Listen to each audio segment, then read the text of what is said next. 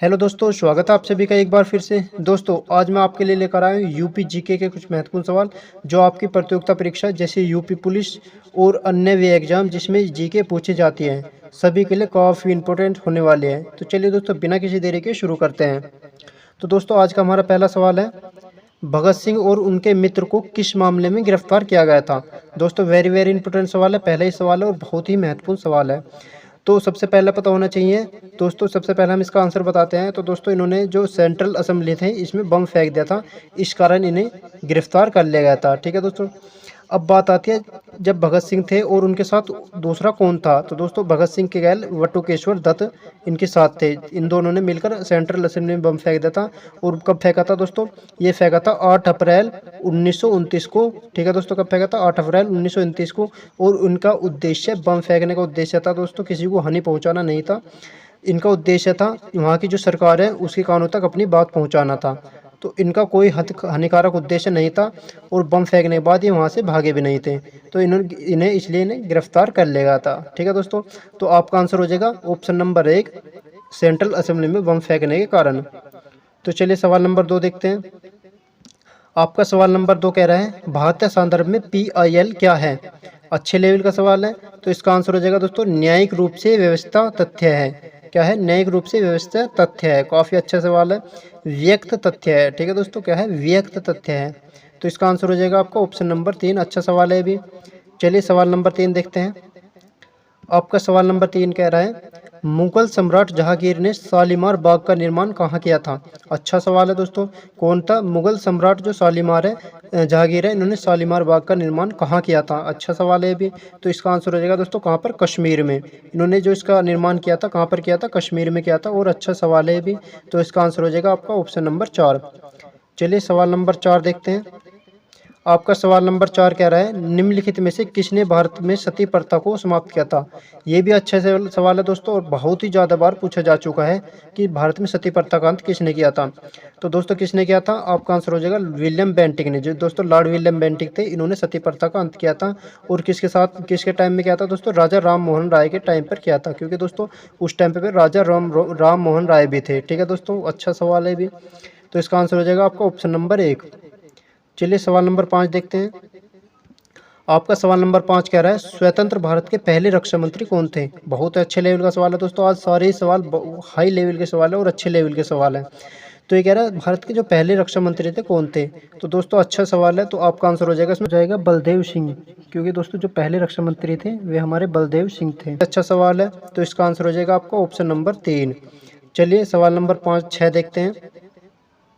आपका सवाल नंबर 6 कह रहा है, 6 दिसंबर 1940 को नई दिल्ली में संविधान सभा की पहली बैठक संविधान सभागृह में हुई थी। ठीक है दोस्तों, कब हुई थी, सबसे पहले तो आपको पता होना चाहिए कब हुई थी ये बैठक। 9 दिसंबर 1940 को। काफ़ी बार पूछा जा चुका है कि संविधान की पहली बैठक कब हुई थी। तो 9 दिसंबर 1940 को हुई थी। और कहाँ पर हुई थी, संविधान के सभागृह में हुई थी, जिसे अब क्या कहा जाता है। ठीक है दोस्तों, इसे वर्तमान में अब क्या कहा जाता है। बहुत अच्छे लेवल का सवाल है दोस्तों ये भी। तो इसका आंसर हो जाएगा आपका, इसे वर्तमान में संसद भवन का केंद्रीय कक्ष कहा जाता है। ठीक है दोस्तों, क्या कहता है, संसद भवन का केंद्रीय कक्ष कहा जाता है। तो इसका आंसर हो जाएगा आपका ऑप्शन नंबर 1। तो चलिए सवाल नंबर 7 देखते हैं दोस्तों। आपका सवाल नंबर 7 कह रहा है, भारतीय संविधान में राज्य के नीति निर्देशक तत्व की अवधारणा कहाँ से लिया गया था। ठीक है दोस्तों, जो राज्य के नीति निर्देशक तत्व है ये कहाँ से लिए गई हैं। ये भी अच्छे लेवल का सवाल है दोस्तों। और आपको जो इस अवधारणा है दोस्तों, कौन सी चीज़ कहाँ से ली गई है संविधान में, आपको इन्हें एक बार नज़र में देख लेना है, क्योंकि इनसे ज़्यादा सवाल पूछे जाते हैं। तो दोस्तों इसका आंसर हो जाएगा आपका ऑप्शन नंबर 4, आयरिश संविधान से। ठीक है दोस्तों, किससे, जो हमारा आयरिश संविधान है इससे राज्य के नीति निर्देशक तत्व लिए गए थे। ठीक है दोस्तों, तो चलिए सवाल नंबर 8 देखते हैं। आपका सवाल नंबर 8 आ चुका है। ये कह रहा है, केंद्रीय सशस्त्र बल CRPF ITBP का पूर्ण रूप क्या है। ठीक है दोस्तों, किसका, ITBP के फुल फॉर्म पूछ रहा है। ये भी बढ़िया और हाई लेवल का सवाल है दोस्तों। तो ITBP की फुल फॉर्म क्या होती है दोस्तों, इंडो तिब्बतन बॉर्डर पुलिस। ठीक है दोस्तों, क्या होते हैं, Indo Tibetan border police. Option number 4। अच्छा सवाल है दोस्तों, आपको इसे भी एक नज़र मारना है। तो चलिए सवाल नंबर 9 देखते हैं। सवाल नंबर 9 कह रहा है, राष्ट्रीय मानव अधिकार आयोग के अध्यक्ष या किसी से अन्य सदस्यों को पद से हटाने के लिए की शक्ति किसके पास होती है। ठीक है दोस्तों, कह रहा है कि मानवाधिकार जो आयोग है इसके सदस्यों को या अन्य सदस्यों को पद से कौन हटा सकता है। तो दोस्तों ये काफ़ी इंपॉर्टेंट सवाल है, वेरी वेरी इंपॉर्टेंट सवाल है। और इसकी शक्ति दोस्तों आप सभी को पता होगा, एक ही होता है दोस्तों जिसके पास है, वो है तो दोस्तों भारत के जो राष्ट्रपति होते हैं उनके पास ये शक्ति होती है। वे चाहे तो दोस्तों किसी को पद से हटा भी सकते हैं और चाहे तो किसी को नियुक्त भी कर सकते हैं। हालांकि आपको राष्ट्रपति एक बार जरूर देख कर जाना है दोस्तों। काफ़ी बार पूछा जा चुका है कि राष्ट्रपति के लिए न्यूनतम आयु कितनी होती है। तो दोस्तों राष्ट्रपति पद के लिए न्यूनतम आयु 35 वर्ष होती है और काफ़ी अच्छा सवाल है दोस्तों। और राष्ट्रपति को हम भारत पहला नागरिक होता है दोस्तों, कौन होता है, राष्ट्रपति होता है। तो अच्छे लेवल का सवाल है दोस्तों और इसका आंसर हो जाएगा आपका ऑप्शन नंबर 3। चलिए सवाल नंबर 10 देखते हैं। आपका सवाल नंबर 10 कह रहा है तमिलनाडु और श्रीलंका के मन्नार जिले में के बीच मौजूदा जल डमरू को कहा जाता है। जो दोस्तों तमिलनाडु और मन्नार श्रीलंका के बीच जो कौन सी खाड़ी है, ये कहने मतलब है कि कौन सी ऐसी खाड़ी है जो दोनों को जोड़ती है। तो दोस्तों ये भी अच्छा सवाल है और इसका आंसर हो जाएगा दोस्तों आपको पाक जल डमरू मध्य। ठीक है दोस्तों, कौन सा हो जाएगा, पाक जल डमरू मध्य। काफ़ी बार पूछा जा चुका है कि तमिलनाडु और श्रीलंका को कौन जोड़ता है। तो दोस्तों कौन जोड़ता है, पाक जल डमरू मध्य जोड़ता है। तो आपका आंसर हो जाएगा दोस्तों ऑप्शन नंबर 2। चलिए सवाल नंबर 11 देखते हैं। आपका सवाल नंबर 11 कह रहा है निम्नलिखित में से किस जिले को राष्ट्रीय राजधानी क्षेत्र एनसीआर के 23वें जिले के रूप में शामिल किया गया है। ठीक है दोस्तों, कौन से 23वें नंबर का जिला है और वेरी वेरी इंपॉर्टेंट सवाल है दोस्तों, किस जिले को शामिल किया गया था। तो आपका आंसर हो जाएगा दोस्तों कौन सा, ऑप्शन नंबर 1 शामली को। ठीक है दोस्तों, जो शामली जिला है इसे एनसीआर राजधानी के रूप में शामिल किया गया था। ठीक है दोस्तों, तो काफ़ी अच्छा सवाल है और इसका आंसर हो जाएगा आपका ऑप्शन नंबर 1। तो चलिए दोस्तों सवाल नंबर 12 देखते हैं। आपका सवाल नंबर 12 कह रहा है सरदार वल्लभ भाई पटेल कृषि प्रौद्योगिकी विश्वविद्यालय जो जिसे हम बोलते हैं SVPUAT भारत के उत्तर प्रदेश राज्य में कहाँ पर स्थित है। ठीक है दोस्तों, और कैसा है, कृषि विश्वविद्यालय है ये पर, और उत्तर प्रदेश में किस जगह पर स्थित है। तो दोस्तों यह है अपने मेरठ में। ठीक है दोस्तों, कहाँ पर, मेरठ में। जो हमारा मेरठ है दोस्तों इसके अंदर ये सरदार वल्लभ भाई कृषि विश्वविद्यालय स्थापित है। ठीक है दोस्तों, और अच्छा लेवल का सवाल है, आपको यूपी पुलिस के लिए काफ़ी महत्वपूर्ण सवाल है। ठीक है दोस्तों, क्योंकि काफ़ी ज़्यादा बार पूछे जाने की संभावना है। और चलिए सवाल नंबर 13 देखते हैं। आपका सवाल नंबर 13 कह रहा है भक्ति आंदोलन में शैववाद को क्या कहा जाता है। जो दोस्तों शैववाद है, सबसे पहले तो आपको पता होना चाहिए शैववाद किसे कहते हैं दोस्तों, जो भगवान शिव को मानते हैं। ठीक है दोस्तों, जो भगवान शिव को मानते हैं उन्हें बोलते हैं शैववाद। और इन्हें क्या कहा जाता है दोस्तों, इन्हें कहा जाता है नायर। क्या कहा जाता है दोस्तों, नैयर। काफ़ी अच्छा सवाल है और इसका आंसर हो जाएगा दोस्तों आपका ऑप्शन नंबर 1। ठीक है दोस्तों, और अगर हम बात करें इसके ऑप्शनों की दोस्तों, जो आपका ऑप्शन नंबर 4 है इसमें अलवर किसे कहा जाता है, दोस्तों अलवर कहा जाता है जो भगवान विष्णु को मानते हैं। ठीक है दोस्तों, जो भगवान विष्णु को मानते हैं उन्हें अलवर कहा जाता है। वली कहा जाता है दोस्तों जो मुस्लिम समुदाय को मानते हैं वो उन्हें वली कहा जाता है। और बौद्धिस्ट कहा जाता है दोस्तों जो बौद्ध धर्म को मानते हैं। तो इसका आंसर आपका ऑप्शन नंबर 1 हो जाएगा। तो चलिए सवाल नंबर 14 देखते हैं। आपका सवाल नंबर 14 कह रहे हैं भारत में योजना आयोग की स्थापना कब हुई थी। ठीक है दोस्तों, किस वर्ष की गई थी। वेरी वेरी इंपॉर्टेंट सवाल है दोस्तों, और योजना आयोग से जरूर आपको एक न एक सवाल देखने को मिल जाएगा। तो आपको पूछ रहा है योजना आयोग की स्थापना कब हुई थी। तो दोस्तों कब हुई थी, ये हुई थी 1950 के अंदर। ठीक है दोस्तों, कब हुई थी, जो 1950 है इसमें योजना आयोग की स्थापना हुई थी। ठीक है दोस्तों, और योजना आयोग को वर्तमान में क्या कहा जाता है, नीति आयोग कहा जाता है। ठीक है दोस्तों, क्या कहा जाता है, नीति आयोग। नीति आयोग कब बना है दोस्तों, 2014 के अंदर बनाया गया है। योजना आयोग को तोड़कर नीति आयोग बनाया गया है जो 2014 के अंदर बनाया गया था। तो काफ़ी अच्छा सवाल है। तो चलिए सवाल नंबर 15 देखते हैं। आपका सवाल नंबर 15 कह रहा है निम्नलिखित में से किस वर्ष मुगल सम्राट अकबर की मृत्यु हुई थी। ये भी अच्छा सवाल है दोस्तों। तो इसका आंसर हो जाएगा 1605 के अंदर महान अकबर जो होते हैं दोस्तों इनकी मृत्यु हो गई थी। अगर हम इनकी जन्म की बात करें तो दोस्तों जन्म हुआ था इनका 1542 में। ठीक है दोस्तों, कहाँ पर कब हुआ था, 1542 के अंदर इनका जन्म हुआ था। इनके जो दरबार में दोस्तों 9 रत्न रहते थे और 9 रत्नों में दोस्तों अकबर, राजा टोडरमल और मान सिंह, ठीक है दोस्तों, ये ज़्यादा महत्वपूर्ण थे। तानसेन हो गया। तो जो राजा टोडरमल था दोस्तों इन्हें वित्त मंत्री कहा जाता था, और जो तानसेन था दोस्तों इनके दरबारी कवि थे। और जो अकबर तो आप सभी को जानते होंगे जिनका असली नाम क्या था दोस्तों, महेश दास था। तो इसका आंसर हो जाएगा दोस्तों आपका ऑप्शन नंबर 4, 1605 में अकबर की मृत्यु हो गई थी। और अगर आप बात करें मृत्यु किस कारण हुई थी, तो दोस्तों इनकी मृत्यु हुई थी पेचिश के कारण। दोस्तों इन्हें पेचिश हो गया था जिस कारण इनकी मृत्यु हो गई थी।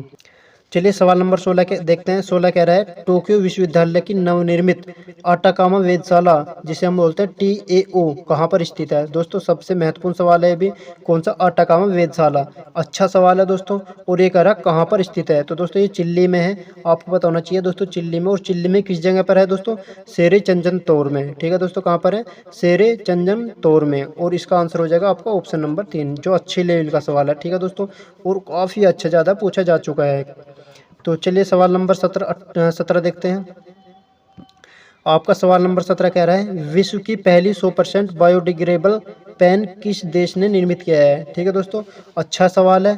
और दोस्तों विश्व का, वर्ल्ड का पहला है, तो दोस्तों ये है भारत, अपना भारत। ठीक है दोस्तों, किसने किया है, जो भारत है इनमें इसमें निर्मित किया गया है। आपको पता होना चाहिए दोस्तों, ये जो पेन है बायोडिग्रेडेबल, ये पेन कैसा है दोस्तों, ये बिल्कुल भी प्रदूषण मुक्त है। लगभग जितने पेन होते हैं वे सब किसके बने होते हैं दोस्तों, प्लास्टिक में निर्मित होते हैं। लेकिन ये एक ऐसा पेन है जो प्लास्टिक का निर्माण नहीं हुआ, जिसमें कोई भी प्रदूषित युक्त पदार्थ नहीं लगाया गया है। ठीक है दोस्तों, तो ये क्या, कहाँ पर निर्मित हुआ है, ये भारत में निर्मित हुआ है। तो इसका आंसर हो जाएगा आपका ऑप्शन नंबर 4। काफ़ी इंपॉर्टेंट सवाल है दोस्तों। आपका सवाल नंबर 18 कह रहा है international union for conservation and natural resources IUCN सूची के अनुसार हिमालयन भूरे भालू, जंगली एशियाई भैंसे, रेगिस्तान लोमड़ी और हॉर्नबिल ये किस श्रेणी में वर्गीकृत किए गए हैं। दोस्तों अच्छा सवाल है। और इसका आंसर हो जाएगा दोस्तों किसमें, दुर्लभ प्रजाति के अंदर, किसमें किया गया है दोस्तों, जो हमारी दुर्लभ प्रजाति है इसके अंदर इन्हें निर्मित श्रेणी के अंदर रखा गया है। काफ़ी अच्छा सवाल है। और आपको दोस्तों जो IUCN है इसकी फुल फॉर्म आपको देख कर जाना है, क्योंकि इसकी फुल फॉर्म भी काफ़ी बार पूछी जा चुकी है। वहीं अगर बात करें दोस्तों WWF, इसी से संबंधित एक संस्था होती है दोस्तों WWF, जिसे वर्ल्ड वाइड फंड भी बोलते हैं दोस्तों। इसका जो चिन्ह होता है दोस्तों, क्या होता है, जो इसका लोगो होता है, इसी में होता है दोस्तों लाल पांडा। क्या होता है दोस्तों, जो लाल पांडा होता है वो इसका लोगो होता है। और दोनों का काम लगभग एक से ही होता है, क्योंकि दोस्तों ये जो दुर्लभ प्रजातियां विलुप्त होने के कगार पर हैं वे इसके अंदर रखे गए हैं। ठीक है दोस्तों, काफ़ी अच्छा सवाल है। तो इसका आंसर हो जाएगा आपका ऑप्शन नंबर 1, दुर्लभ प्रजाति के अंदर रखा गया है। तो चलिए सवाल नंबर 19 देखते हैं। आपका सवाल नंबर 19 आया है दोस्तों। ये कह रहा है कौन सा एकमात्र महाद्वीप है जिससे होकर कर्क रेखा, भूमध्य रेखा और मकर रेखा गुजरती है। ये दोस्तों तीनों रेखा ये होती है हमारी, कौन कौन सी, कर्क रेखा, भूमध्य रेखा और मकर रेखा। ये किस महाद्वीप से होकर गुजरते हैं। अब तक का सबसे महत्वपूर्ण सवाल है दोस्तों, वेरी वेरी इंपॉर्टेंट सवाल है। और ये कह रहा है किस राज्य से होकर, किस भूमध्य रेखा से, मतलब किस एक महाद्वीप से होकर गुजरते हैं। तो दोस्तों ये होता है अफ्रीका महाद्वीप। जो आपका अफ्रीका महाद्वीप है दोस्तों, इस राज्य से होकर, इस महाद्वीप से होकर ये तीनों रेखाएं गुजरती हैं। बहुत ही ज़्यादा महत्वपूर्ण सवाल है दोस्तों। एकमात्र महाद्वीप ऐसा है जिससे तीनों रेखा, जैसे कर्क रेखा, भूमध्य रेखा और मकर रेखा, तीनों होकर गुजरती हैं। तो इसका आंसर हो जाएगा आपका ऑप्शन नंबर 4 दोस्तों। काफ़ी इंपॉर्टेंट सवाल है। चलिए सवाल नंबर 20 देखते हैं। सवाल नंबर 20 कह रहा है पादप रोग रेड ब्लाइट ऑफ पोटैटो निम्नलिखित में से किस जीव के कारण होता है। अच्छा सवाल है दोस्तों। और ये किस में होता है दोस्तों, आलू के अंदर होता है। काफ़ी अच्छा सवाल है और इससे साइंस का बेहतरीन सवाल है दोस्तों ये। तो इसका आंसर हो जाएगा आपका ऑप्शन नंबर 1। आपका इसका आंसर हो जाएगा आपका ऑप्शन नंबर 1, फाइटोफोरा इन्फोटेसिस। ठीक है दोस्तों, अच्छा सवाल है। और इसका, क्योंकि इस तरीके के सवाल दोस्तों साइंस में काफ़ी ज़्यादा बार पूछे जाते हैं, साइंस से संबंधित किसमें, रेलवे में। ठीक है दोस्तों, रेलवे के काफ़ी ज़्यादा महत्वपूर्ण सवाल है। तो इसका आंसर हो जाएगा आपका ऑप्शन नंबर 1। चलिए सवाल नंबर 21 देखते हैं। सवाल नंबर 21 कह रहा है सबसे तन्य धातु कौन सी है। ठीक है दोस्तों, सबसे ज़्यादा तन्य धातु तो दोस्तों वो कौन सी होती है, आपकी जो AU होता है, जिसे बोलते हैं हम क्या दोस्तों, सोना बोलते हैं। क्या बोलते हैं दोस्तों, जिसे हम सोना कहते हैं, वो सबसे तन्य धातु होता है। काफ़ी अच्छा सवाल है दोस्तों। और ये कह रहा है सबसे तन्य कौन सा है दोस्तों, सोना। अगर हम PB की बात करें दोस्तों, PB होगा, AG होगा, C होगा।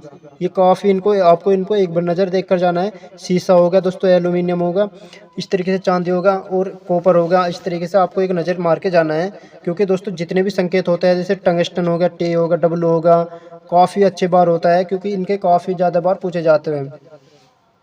तो इसका आंसर हो जाएगा आपका ऑप्शन नंबर 4, कौन सा, सोना। चलिए सवाल नंबर 22 देखते हैं। आपका सवाल नंबर 22 कह रहा है भारत के संविधान में निम्नलिखित में से किसकी स्थापना का उल्लेख नहीं है। अच्छा सवाल है दोस्तों। तो किसका उल्लेख नहीं है दोस्तों, नीति आयोग का उल्लेख नहीं है। आपका ऑप्शन नंबर 1। चलिए सवाल नंबर 23 देखते हैं। आपका सवाल नंबर 23 कह रहा है भारतीय संविधान में निम्नलिखित में से कौन सा प्रावधान कनाडा से संबंधित है या कनाडा से लिया गया है। तो दोस्तों अच्छा सवाल है और ये काफ़ी बार पूछा जा चुका है। तो दोस्तों इसका आंसर हो जाएगा आपका सर्वोच्च न्यायालय का जो सलाहकार क्षेत्र है ये कहाँ से लिया गया है दोस्तों, कनाडा से लिया गया है। आपको मैंने पहले ही बताया है, आपको जो संविधान में दोस्तों जितने भी हमने दूसरे देशों से अपने संविधान में लिए हैं आपको उनको एक नज़र मार के जाना है, क्योंकि दोस्तों इनसे काफ़ी इंपॉर्टेंट सवाल और आप काफ़ी बार पूछे जा चुके हैं। चलिए सवाल नंबर 24 देखते हैं। सवाल नंबर 24 कह रहा है हाल ही में वैज्ञानिकों द्वारा खोजे गए शक्ति और शिव क्या है। दोस्तों इंपॉर्टेंट सवाल है और करंट का सबसे महत्वपूर्ण सवाल है दोस्तों, और काफ़ी ज़्यादा बार पूछा जाने की संभावना है, क्योंकि दोस्तों जो आने वाले पेपर है इनमें ज़्यादा पूछे जाने की संभावना है। तो दोस्तों आप में से पूछ रहे हैं शिव और शक्ति क्या है। तो दोस्तों शिव और शक्ति एक प्राचीन तारे हैं दोस्तों, जिसने हमारी आकाशगंगा का निर्माण किया है, और दोस्तों हाल ही में ये खोजे गए हैं, क्योंकि दोस्तों जो शिव और शक्ति हैं ये दो पॉइंट है जिनसे मिलकर आकाशगंगा बनी है। ये आप देखोगे तो दोस्तों बहुत बारीक बारीक बिंदु होते हैं इस तरीके से, और इनसे मिलकर ही हमारी आकाशगंगा बनी है, और दोस्तों जर्मनी ने भी इस चीज़ को माना है। ठीक है दोस्तों, तो इसका आंसर हो जाएगा आपका ऑप्शन नंबर 1 आकाश के प्राचीन तारे। चलिए सवाल नंबर 25 देखते हैं। आपका सवाल नंबर 25 कह रहा है निम्नलिखित में से किस कोशिका की आत्मघाती की थैली कहा जाता है। जो आत्महत्या की थैली किसे कहा जाता है दोस्तों, वो कहा था लाइसोसोम को। ठीक है दोस्तों, किसे कहा जाता है, जो लाइसोसोम है इसे आत्महत्या की थैली कहा जाता है। काफ़ी इंपॉर्टेंट सवाल है, आपको एक नज़र और मारकर जाना है, क्योंकि दोस्तों साइंस में इससे महत्वपूर्ण सवाल है और लगातार पूछे जा चुका है ये भी।